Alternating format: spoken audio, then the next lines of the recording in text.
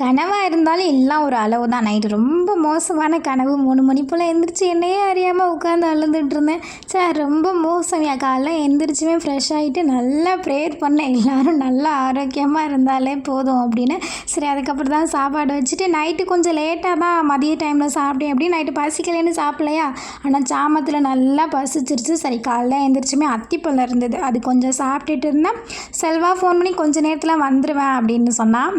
சரி, okay. One side சாப்பாடு ready ஆகிட்டுருக்கு. நைட்டு வச்ச மீன் குழம்பு இருந்தது, அதையும் லைட்டாக ஹீட் பண்ணிட்டு கொஞ்சம் மீன் இருந்தது, அதையும் பொரிச்சிட்டு இருந்தேன். செல்வா கரெக்டாக வீட்டுக்கு வந்துட்டா. 9 மணி ஆயிடுச்சு. வரும்போதே பசிக்குதுன்னு தான் வந்தேன். சரி, டக்குன்னு மீன் ரெடி பண்ணிட்டு அப்படியே சாப்பிட்டாச்சு. நேற்று வச்ச மீன் குழம்பு இன்றைக்கி சாப்பிட நல்லா இருந்தது.